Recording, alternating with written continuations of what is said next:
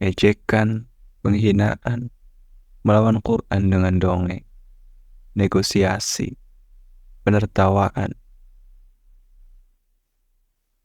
Cara-cara ini digunakan kaum Quraisy sedikit demi sedikit untuk menghentikan dakwah setelah disebarkan secara terang-terangan sejak permulaan tahun keempat dari nubuwah. Mereka bertahan dengan cara-cara tersebut selama beberapa bulan, tidak berani beralih ke cara penekanan dan penyiksaan. Tetapi ketika mereka tahu bahwa cara ini sama sekali tidak efektif dalam menghentikan dakwah Islam, maka mereka berkumpul lagi dan bahkan membentuk sebuah panitia khusus yang beranggotakan 25 orang yang terdiri dari pemuka Quraisy.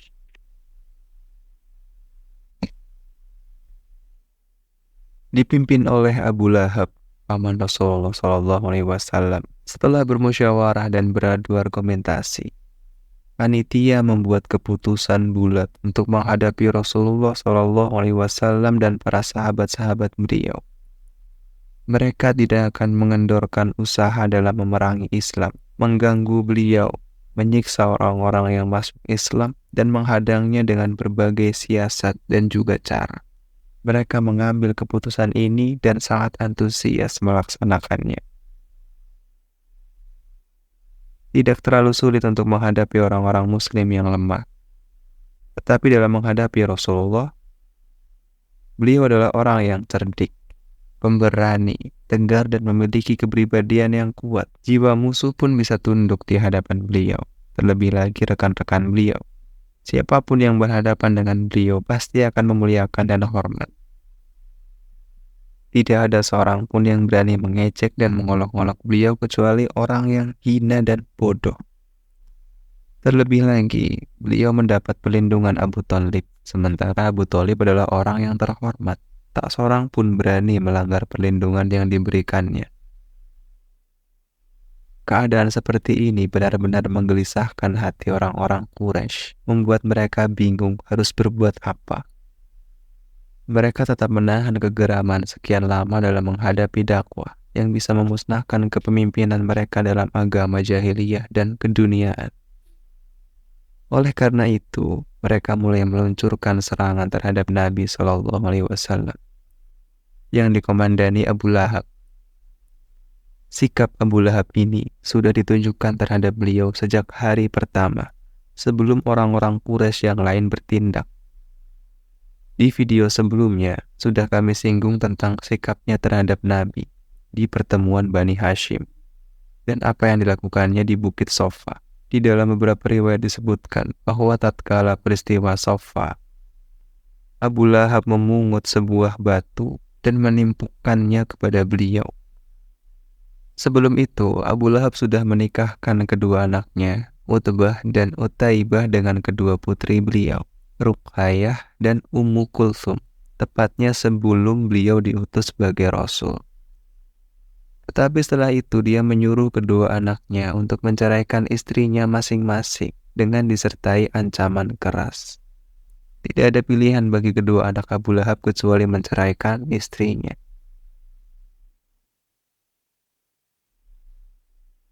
Setelah Abdullah, putra Rasulullah SAW yang kedua meninggal dunia, Abu Lahab merasa senang sekali. Seketika itu dia menemui rekan-rekannya dan mengatakan kepada mereka bahwa Muhammad sudah terputus dari rahmat Allah.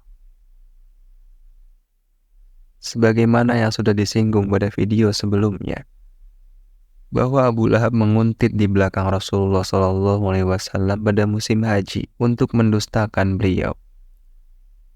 Tarif bin Abdullah al-Muharibi meriwayatkan bahwa tidak hanya penustaan saja yang dilakukan Abu Lahab, tetapi dia melempari beliau dengan batu hingga sempat membuat kedua tumit beliau berdarah. Istri Abu Lahab, Ummu Jamil binti Harb bin Umayyah, saudari Abu Sufyan, tidak kalah sengitnya dalam memerangi beliau daripada suaminya. Dia pernah memasang duri di jalan yang dilalui Nabi dan di depan pintu beliau pada suatu malam. Dia adalah wanita yang sok berkuasa, panjang lidah, banyak bualan, dan tipu muslihat, suka mengobarkan api fitnah, dan menyalakan bara peperangan untuk melawan Nabi. Oleh karena itu, Al-Quran mensifatinya sebagai pembawa kayu bakar. Ketika istri Abu Lahab mendengar adanya ayat-ayat Al-Quran yang turun tentang dirinya dan suaminya, maka dia langsung mencari Rasulullah, yang saat itu beliau sedang duduk di masjid di dekat Ka'bah bersama Abu Bakar As-Siddiq. Dia membawa segenggam batu. Selagi dia sudah berada di depan keduanya, Allah menutupi pandangannya dari Rasulullah, sehingga tidak bisa melihat kecuali Abu Bakar saja. Maka dia bertanya, "Wahai Abu Bakar, kudengar dia menyindirku. Demi Allah, andaikan aku melihatnya, tentu kutimpukan batu ini ke mulutnya. Demi Allah, aku adalah seorang penyair wanita. kemudian dia berkata, lantunkan syair. Kami mungkir sekalipun dia mencaci. Terhadap urusannya kami tiada sudi. Terhadap agamanya kami membenci." Setelah itu istri Abu Lahab membalikkan badan untuk pulang. Sedangkan Abu Bakar bertanya kepada beliau SAW, "Wahai Rasulullah, tidakkah engkau melihatnya dan dia melihat engkau?" Rasulullah menjawab, "Dia tidak melihatku karena Allah telah menutupi pandangannya sehingga tidak bisa memandangku." Abu Bakar Al-Bazzar meriwayatkan kisah ini yang di dalamnya disebutkan bahwa tatkala istri Abu Lahab berada di hadapan Abu Bakar, dia berkata, "Wahai Abu Bakar, rekanmu menyindirku." "Tidak, demi penguasa bangunan Ka'bah ini, beliau tidak berkata dengan syair dan tidak pula berucap dengannya," kata Abu Bakar. "Dasar engkau orang yang suka membenarkan," kata istri Abu Lahab. Abu Lahab melakukan semua itu, padahal dia adalah paman Nabi SAW dan juga tetangga beliau, bahkan rumahnya berdempetan dengan rumah beliau. Begitu pula yang dilakukan tetangga-tetangga beliau yang lain, yang selalu mengganggu selagi beliau sedang berada di rumah.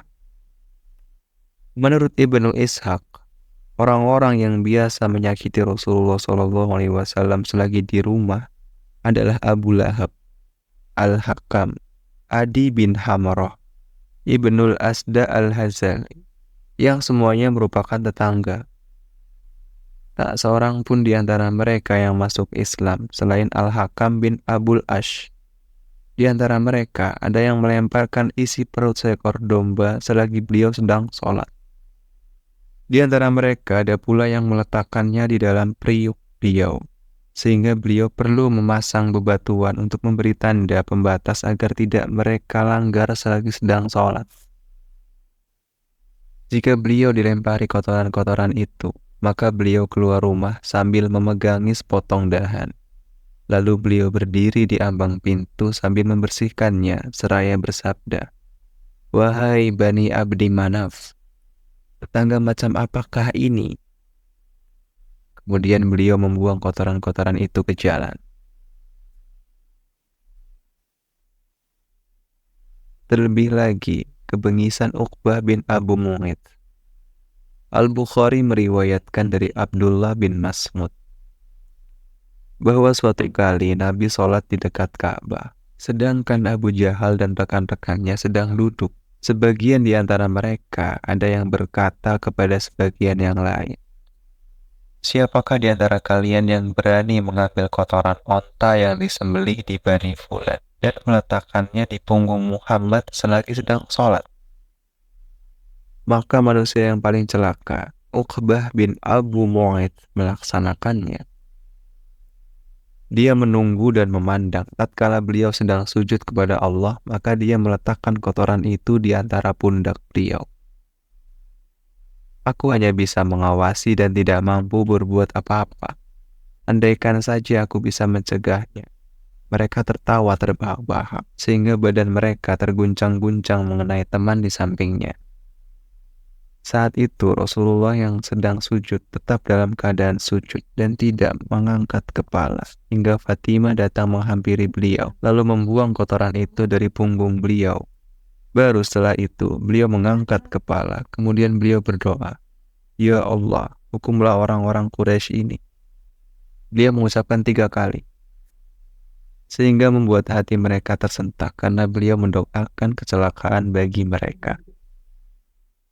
Abdullah bin Mas'ud berkata lagi, sementara mereka tahu bahwa doa di tempat beliau itu pasti mustajab, kemudian beliau menyebut nama-nama mereka.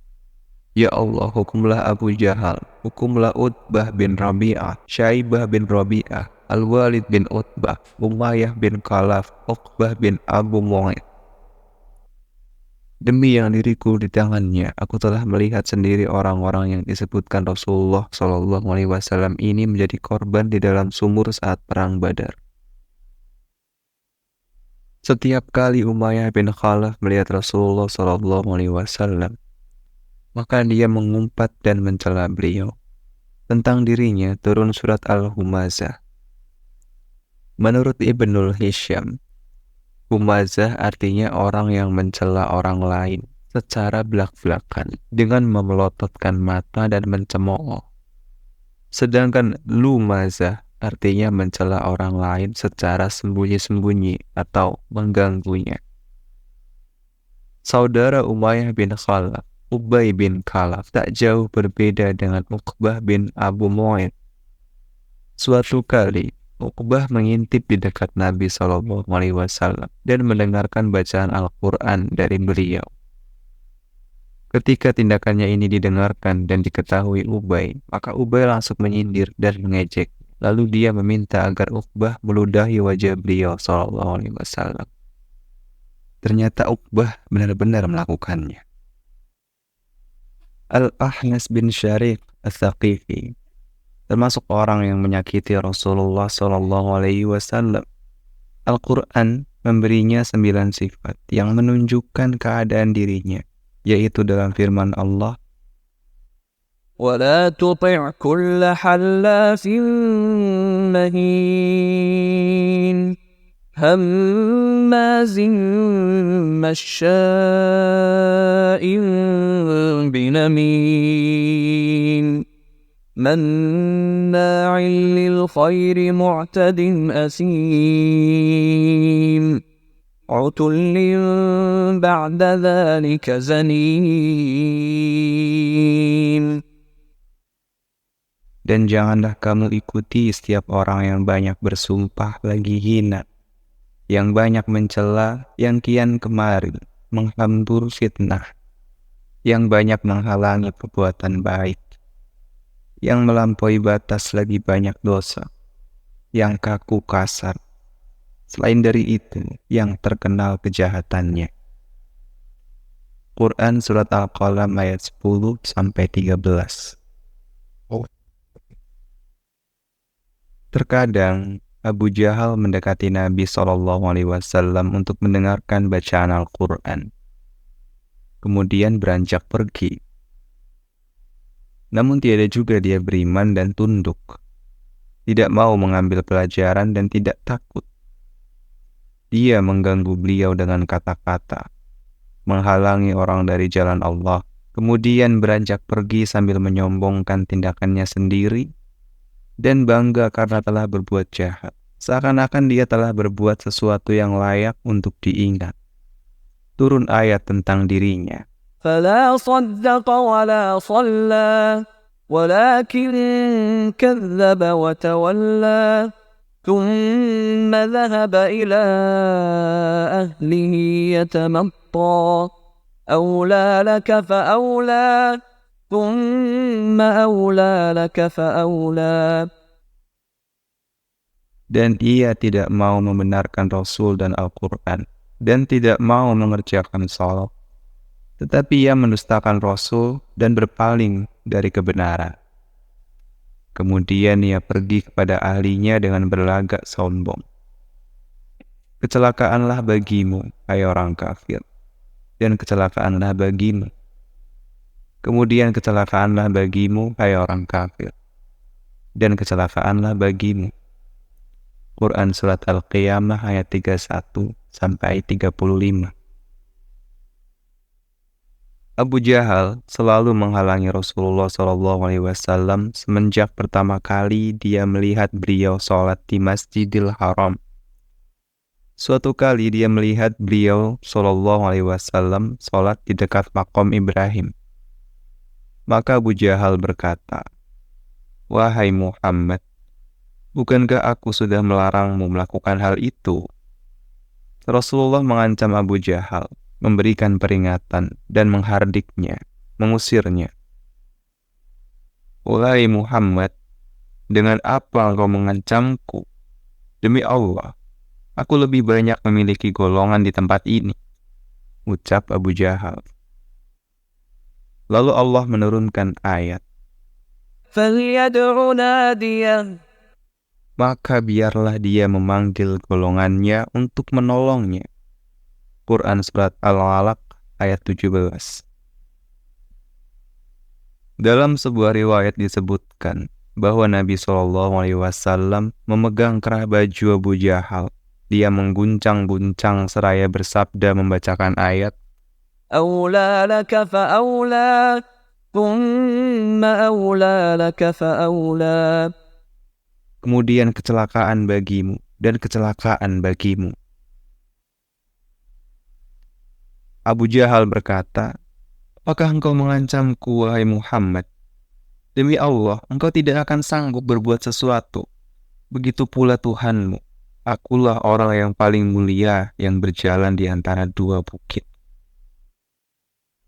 Setelah mendapat ancaman itu, ketololan dan keberingasan Abu Jahal sama sekali tidak menyusut, bahkan semakin menjadi-jadi. Muslim mentakrij dari Abu Hurairah radhiyallahu anhu.